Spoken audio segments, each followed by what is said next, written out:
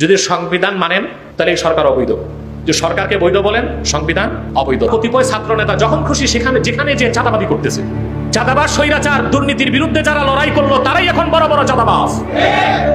8 জন উপদেষ্টা দুর্নীতির মতো জঘন্য কাজে কানেক্টেড হয়েছে। এটাই চেয়েছিলেন আপনারা? 5ই আগস্ট 24-এ অভ্যুত্থানের আগে যেই রকম উন্নয়ন সমৃদ্ধি পেয়েছেন, এখন কি বাড়ছে না আগের মতো আছে না কিছু কমছে? বাংলাদেশ নামক রাষ্ট্রটার অস্তিত্বই তো বিপন্নের মুখে, এটাকে রাষ্ট্র বলবেন কি করে আপনি? অভ্যুত্থানের আগে দেশ ছিল ব্যর্থ রাষ্ট্র, অভ্যুত্থানের পরও দেশ ব্যর্থ রাষ্ট্র। তাহলে আমাদেরকে একটা রাষ্ট্র বানাতে হবে, ঠিক না? পুঁজিবাদ বা গণতন্ত্র পৃথিবীর মানুষকে উপহার দিয়েছে হিরোশিমা নাগাসাকির ট্র্যাজেডি। পুঁজিবাদ পৃথিবীর মানুষকে উপহার দিয়েছে বাগদাদের ট্র্যাজেডি, সিরিয়ার রক্তপাত, লিবিয়ার রক্তপাত, ভিয়েতনামের যুদ্ধ।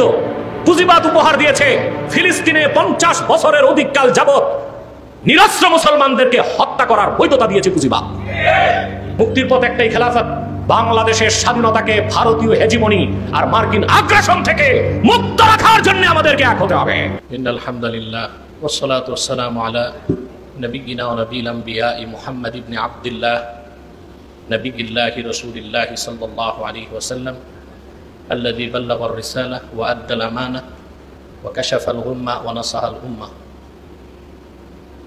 الذي بعثه الله رحمة للعالمين الذي أكمل الله به قصر النبوة أي ختم الله به النبوة وحكما لا نبي بعده وأعلن في القرآن بالبرهان أن محمدا صلى الله عليه وسلم خاتم النبيين والمرسلين قبل 15 سنة أما بعد فأعوذ بالله من الشيطان الرجيم بسم الله الرحمن الرحيم والذين جاهدوا فينا لنهدينهم سبلنا وإن الله لمع المحسنين। আল আনসার ওয়েলফেয়ার ফাউন্ডেশন বাংলাদেশ কর্তৃক আয়োজিত আজকের এই সেমিনারের সম্মানিত সভাপতি হাজারাত উলামায়ে কেরাম, সম্মানিত শ্রোতামণ্ডলী, সকলকে আমার পক্ষ থেকে হৃদয় নিংড়ানো ভালোবাসা, শুভেচ্ছা এবং অভিনন্দন জ্ঞাপন করছি। আপনারা দেখেছেন আজকের বক্তব্যের শিরোনাম হচ্ছে 24-এর গণ অভ্যুত্থান, শিক্ষা চ্যালেঞ্জ ও ভবিষ্যৎ পথ চলা। আজকে সেমিনার নয়, শুধু বিগত 10 মাস আমি দেশ নিয়ে অনেক কথা বলেছি। দেশ নিয়ে এত কথা বলেছি আমি কোরআন সুন্নাহর আলোকে, রাষ্ট্রবিজ্ঞানের দৃষ্টিকোণ থেকে। যে প্রবন্ধগুলো যদি এক করা হয় তো একটি বহু পৃষ্ঠার গ্রন্থে পরিণত হবে। 3টি বিষয়ে আমি কিছু কথা বলছি। প্রথম হচ্ছে 24-এর গণ অভ্যুত্থান থেকে আমরা 2টা শিক্ষা পাই। তা প্রথম শিক্ষা হচ্ছে কোনো মাস্টার মাইন্ড, কোনো বিদেশি বেকআপ, কোনো লবি, কারো চেষ্টা প্রচেষ্টায় 24-এর গণ অভ্যুত্থান হয়নি, বরং ফেসিবাদের পতন হয়েছে আল্লাহর গজবে এবং লানতে। এই শিক্ষাটা লালন করতে হবে এদেশের এখন যারা রাজনীতি করছেন তাদের। বিগত সরকারের উপর আল্লাহর পক্ষ থেকে লানত বা গজব এসেছে কেন? পৃথিবীর অনেক দেশেই তো স্বৈরাচারী ছিল, ফেসিবাদ ছিল। কেউ 20 বছর, কেউ 24 বছর, কেউ 27 বছর শাসন করে গেছে। কিন্তু বাংলাদেশে পার্শ্ববর্তী একটি শত্রু রাষ্ট্রের সমর্থন নিয়েও প্রবল প্রতাপ ও অহমিকার সাথে যারা বাংলাদেশে স্বৈরাচার বৃত্তি ও ফেসিবাদকে প্রতিষ্ঠিত করেছিল, তাদের পতন ঘনিয়ে এসেছিল কেন? তার কারণ তারা গণতন্ত্রের শত্রু ছিল, মানবতার শত্রু ছিল, এর চেয়ে বড় কথা তারা ইসলামের শত্রু ছিল। ইসলাম বিরোধী কাজগুলোকে তারা প্রমোট করত, আর ইসলামের পক্ষে শক্তিগুলোকে তারা বন্দী করার চেষ্টা করত। আল্লাহর গজবে তাদের ধ্বংস এসেছে। এখন আমাদের শিক্ষা নিতে হবে, ভবিষ্যতে যারা ইসলামের স্বার্থের বিপক্ষে, মুসলমানের অস্তিত্ব স্বার্থের বিপক্ষে কাজ করবে, তাদের পরিণতি এই রকমই হবে কিংবা এর চেয়েও ভয়াবহ হবে। আমি মনে করি প্রত্যেক রাজনৈতিক দলকে এই কথা লিখে কাগজটা গলায় ঝুলায় রাখা দরকার। এখন আমাদের শিক্ষা কি? ইসলামপন্থীদের শিক্ষা নিতে হবে যে আমরা আর কারো ক্ষমতায় যাওয়ার সিঁড়ি হিসেবে ব্যবহৃত হব না, বরং কারা ক্ষমতায় যাবে কারা যাবে না এই নিয়ন্ত্রণ আমাদের হাতে নিতে হবে। 24-এ গণ অভ্যুত্থানের পরে আলেম ওলামা কি পেয়েছে? ধর্ম মন্ত্রণালয়ের একটা পদ দায়িত্ব দেওয়া হয়েছে, এতটুকুই প্রাপ্তি। ছাত্র জনতার কৃতিত্বর কথা বলা হয়, আমরা তো অস্বীকার করি না, কিন্তু ফেসিবাদ ও স্বৈরাচার বিরোধী আন্দোলনের আগ্নেয়গিরি কারা তৈরি করে দিয়েছে? আলেম ওলামা, পীর মাশায়েখ। শাপলা চত্বরে তারা জীবন দিয়েছে। অসংখ্য আলেম জেল খেটেছে, অসংখ্য আলেমের সন্তান এতিম হয়েছে, স্ত্রী বিধবা হয়েছে, তাদের রক্ত ঝরেছে, নির্মম নির্যাতন তাদের উপর করা হয়েছে। ইসলামিক স্কলার, আলেম ওলামা, পীর মাশায়েখের নিরন্তর প্রচেষ্টার ফলে আওয়ামী বিরোধী আন্দোলনের আগ্নেয়গিরি তৈরি হয়েছিল বলেই সেই আগ্নেয়গিরিতে শুধু ছাত্র জনতা আগুনটা ধরায় দিছে। তাই বলে সবটুকুন কৃতিত্ব ছাত্র জনতার, আলেম ওলামা, পীর মাশায়েখের কোনো পাত্তাই নাই, নাম্বারই নাই বর্তমান সনদে। এটা হচ্ছে আলেম ওলামার সাথে চরম পর্যায়ের বিশ্বাসঘাতকতা। এর মূল্য বর্তমান সরকারকে দিতে হবে ইনশাআল্লাহ। তা আমার কথা, আলেম ওলামা আপনারা আর কতদিন খেলার পাত্র হবেন? 2001 সালে যারা ক্ষমতায় এসেছে আপনাদের রক্তের উপর পা রেখে এসেছে। আবার যখন 2009 নির্বাচনে মহাজোট এসেছে, এই আলেম ওলামার সমর্থন নিয়ে এসেছে। আবার ফেসিবাদ স্বৈরাচারের ধ্বংস এসেছে সেই আলেম ওলামার রক্ত, ঘাম, শ্রমের বিনিময়ে। তার মানে কি আলেম ওলামা শুধু অন্যদের ক্ষমতায় যাবার সিঁড়ি হিসেবে ব্যবহৃত হবে? আমাদের আজকে শিক্ষা নিতে হবে যে না, আমরা আর ক্ষমতায় যাবার সিঁড়ি হব না। কারা ক্ষমতায় যাবে, কারা ক্ষমতা থেকে নামবে, সেই নিয়ন্ত্রণ আলেম ওলামার হাতে নিতে হবে। আমাদের চ্যালেঞ্জ কি? আমাদের এখন চ্যালেঞ্জ কি? বাংলাদেশ পৃথিবীতে রাষ্ট্র কেন হয় জানেন আপনারা? 4টা উদ্দেশ্যে। কয়টা উদ্দেশ্যে? রাষ্ট্রবিজ্ঞানের ভাষায় বলা হয় 4টা উদ্দেশ্যকে সফল করার জন্যই রাষ্ট্র হয়। তার প্রথমটা হচ্ছে to establish sovereignty of law, আইনের সার্বভৌমত্ব প্রতিষ্ঠিত করা। আইনের সার্বভৌমত্ব প্রতিষ্ঠিত করা হচ্ছে রাষ্ট্র গঠনের উদ্দেশ্য। এখন বলেন তো, বাংলাদেশে কি আইনের শাসন আছে? বলেন, আইনের শাসন থাকলে কি মবক্রেসি হয়? জনগণ যখন খুশি তখন আইন হাতে তুলে নিয়ে নিজের বিচার নিজে করে নিচ্ছে, তার মানে দেশে আইনের শাসন নাই। রাষ্ট্র প্রতিষ্ঠার দ্বিতীয় কারণ হচ্ছে to establish equality for all, প্রত্যেক নাগরিকের জন্য সমান অধিকার নিশ্চিত করা।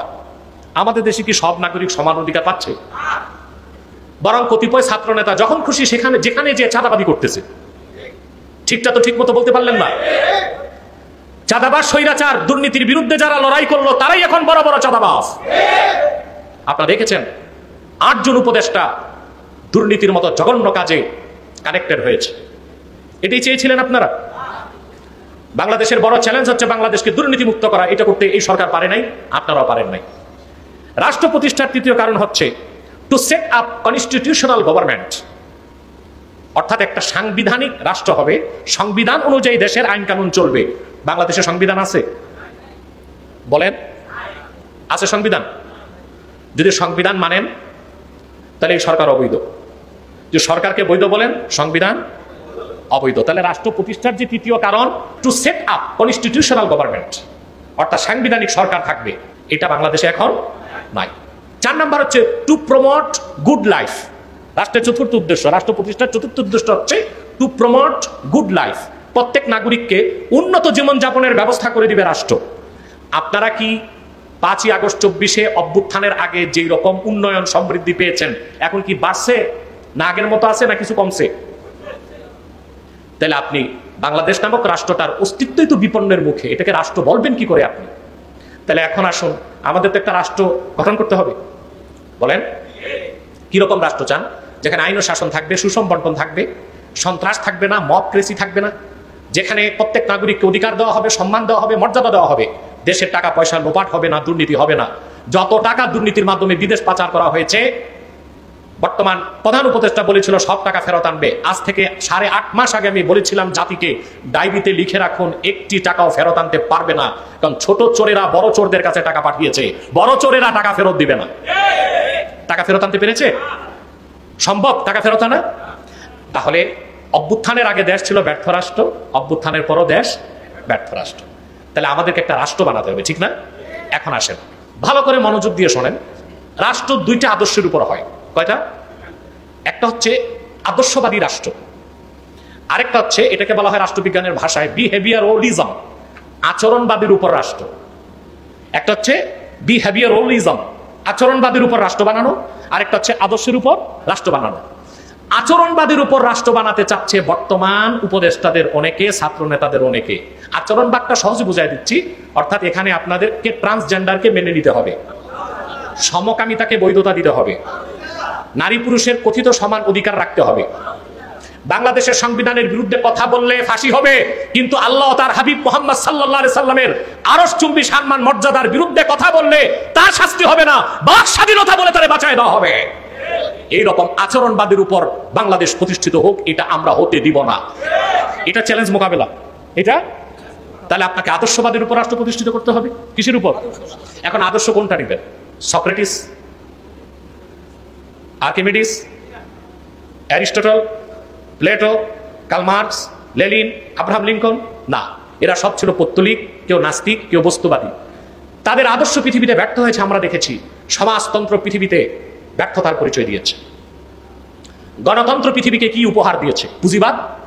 পুঁজিবাদ বা গণতন্ত্র পৃথিবীর মানুষকে উপহার দিয়েছে হিরোশিমা নাগাসাকির ট্র্যাজেডি। পুঁজিবাদ পৃথিবীর মানুষকে উপহার দিয়েছে বাগদাদের ট্র্যাজেডি, সিরিয়ার রক্তপাত, লিবিয়ার রক্তপাত, ভিয়েতনামের যুদ্ধ। পুঁজিবাদ উপহার দিয়েছে ফিলিস্তিনে 50 বছরের অধিককাল যাবত নিরস্ত্র মুসলমানদেরকে হত্যা করার বৈধতা দিয়েছে পুঁজিবাদ। পুঁজিবাদ তো ব্যর্থ হয়েছে। সেই পুঁজিবাদ কিংবা সোশ্যালিজম কিংবা ক্যাপিটালিজম কোন আদর্শের উপর বাংলাদেশ হতে পারে না। যদি বাংলাদেশের মুক্তি চান, কোরআন ও সুন্নাহর ভিত্তিক ইসলামী রাজনৈতিক আদর্শের উপর বাংলাদেশকে প্রতিষ্ঠিত করতে হবে। সেটা আবার গণতন্ত্র দিয়ে সম্ভব না। সেটা দুটো পদ্ধতি। একটা হচ্ছে ব্যাপক দাওয়াতের মাধ্যমে মানুষকে সচেতন করে তোলা যে মুক্তির পথ একটাই, খেলাফত। মুক্তির একটাই পথ, তার নাম একসাথে বলবেন, মুক্তির একটাই পথ, তার নাম। তবে খেলাফত প্রতিষ্ঠিত হবার আগ পর্যন্ত সংসদ খালি থাকে, এটা আমরা চাই না। যারা নির্বাচনী পদ্ধতি ও গণতন্ত্রকে নাজায়েজ মনে করে, আদর্শ মনে না করে, ওজোর মনে করে সংসদে যেতে চায়, আমরা মনে করি যেতে পারে। এই জন্যে যেন সেখানে ইসলামের বিপক্ষে কোনো বিল পাস হতে না পারে, সংসদে যেন পাহারা দেওয়া যায়, সেটা একটা মাসালা, সেটা একটা ওজোর। কিন্তু আমাদের মূল আদর্শ হবে খেলাফা ভিত্তিক রাষ্ট্র ব্যবস্থা। সেটা আজ হোক আর 100 বছর পরে হোক। এছাড়া মুসলমানের কোনো মুক্তি নাই, বাংলাদেশের কোনো মুক্তি মঞ্জুর করুক।